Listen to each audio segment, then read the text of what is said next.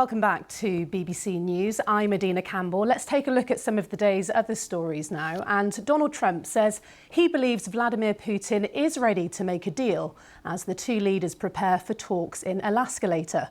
Mr. Trump says he's expecting a good meeting, and if it goes well, he hopes follow-up talks will take place with the Ukrainian President Volodymyr Zelensky. Ahead of the meeting, Mr. Putin praised Donald Trump's efforts to end the war as energetic and sincere. While soon the American and Russian leaders will be making the long journey to Anchorage in Alaska for the talks, where the two men will be joined only by their translators. In a moment, we'll hear from Tom Baitman, but first, here's my colleague Sumi Somaskanda reporting from Anchorage. We've arrived in Anchorage, Alaska's biggest city. It will serve as a backdrop for one of the most consequential meetings of the year. Donald Trump and Vladimir Putin will sit down to talk about ending the war in Ukraine. We've already seen huge media interest, journalists from across the U.S.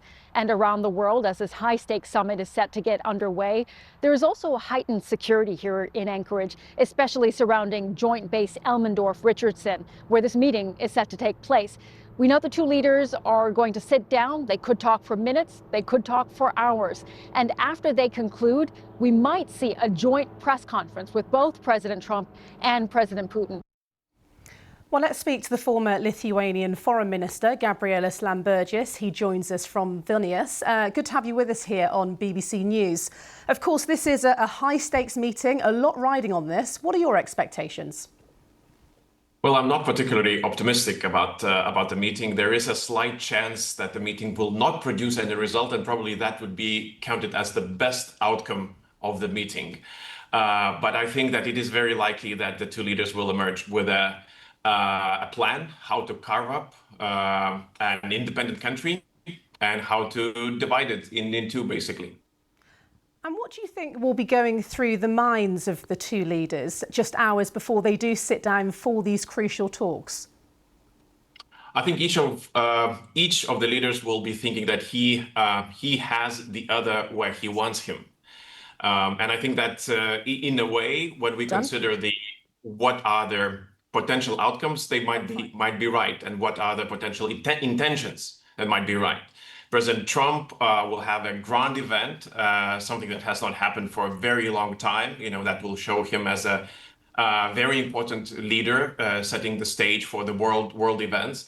And Putin, well, basically he wants acknowledgement and confirmation that his attack on Ukraine is legitimized, and he can well, basically plan for the next stage. And of course, most of the world will be watching this meeting, and the international community, you have said, should be saying that that Ukraine should be expressing victory rather than sympathy. Can you just tell us a bit more about that and your stance in terms of that point? Well, Ukrainians might be presented with a basically impossible choice. Imagine a person with a gun at his head, and offered, to take it or leave it. The proposal that comes out of the meeting of two leaders.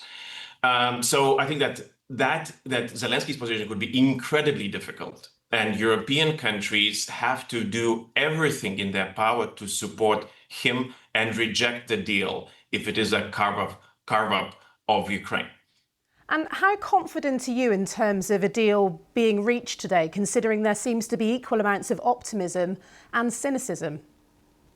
Well, look, I mean, there are people who are saying that Putin might reject the deal, and he will not accept any proposal made by Trump. But I think that there's also a chance that he will accept the deal and break it in next 24 hours, putting the blame on Ukrainians, on Europeans, on whoever that he wants. So basically, there's a lot of cynicism in the air in Anchorage, I'm sure, right now. And at this point, who do you think has the upper hand? Well, unfortunately, not Ukrainians. I'm pretty confident that Putin believes that he's going to emerge as a winner of the meeting. He has a lot of cards in his hands and not much to lose. So I'm again, I would repeat myself that I'm not very optimistic about the outcome for Europe, for European continent, and first of all, Ukrainians. Gabrielus Lambertis, thank you very much for your time here on BBC News. Well, we can join our correspondent Tom Baitman, who joins me from Anchorage. And Tom, we have heard quite a lot from Donald Trump in the last 24 hours. Bring us up to date with his latest comments. Well, he's gone really from the start of this week talking down expectations for this meeting to really starting to build them up again, notably saying he thinks there's a 25% chance that things won't work, but that leaves obviously a pretty chunky 75% chance he thinks there's going to be a success out of this meeting. And then he says, if so, he will be on the phone to President Zelensky, on the phone to the Europeans, and sorting out a second meeting that he wants really soon, and saying that he would run that meeting and have both Presidents Putin and Zelensky in the room. And in his words, that would involve divvying up territory.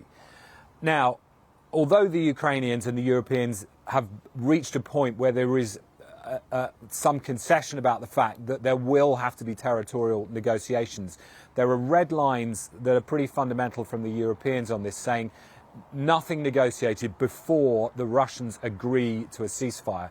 That was always the demand of President Trump. They're trying to hold him to that. The Europeans are saying they got an assurance from the American president earlier this week in their virtual summit that today's meeting wouldn't be about a carve-up of Ukraine, just agreed between the Americans and the Russians without the Ukrainians at the table. So that is going to be fundamental to the outcome of this. But remember, if President Trump gets what he wants, which is a second meeting that would then lead to carving up territory and a ceasefire, he's got to get President Putin to agree to that today, i.e. to sit in a room with Volodymyr Zelensky and the American president in the next few days. Of course, President Putin can very easily veto that, and it's what gives him such a trump card with President Trump in this meeting today. And Tom, you alluded there to a second meeting. How much do you think today's meeting is about show as opposed to substance, perhaps? Yeah, it's a really important question because for Mr. Putin, remember the moment he steps onto American soil, he has something that he can tell his audience at home is a huge breakthrough, a strategic shift for Russia back into the global community, his re-entry onto the world stage, because Russia has been isolated by the West, led by the Americans, ever since he invaded Ukraine in early 2022. And so that is why the Ukrainians are saying it's already a victory before anything's even been discussed for Russia in that sense, because you have a realliance, basically, between the Russians and the Americans. And it's really notable, Adina, that the Russian delegation has been announced so far is much bigger than the American one. Mr. Putin is bringing not just his foreign and defense ministers, but his finance minister, Kirill Dmitriev, a key, a longtime friend, and his investment envoy, which I think tells you something about the terms in which Mr. Putin is seeing this. He wants it to be about discussions around energy, around the way that these two countries can deal with the Arctic, and to basically re-engage Russia with the Americans, and happening right here, about as far away from Europe as it's possible to get. That's exactly how Mr. Putin wants the world to see it. Tom, good to talk to you. Thanks for summing that up for us. That's Tom Baitman, our correspondent in Alaska. Now, our Russia editor, Steve Rosenberg, is in Alaska as well, and he gave us his thoughts ahead of the meeting of Presidents Trump and Putin.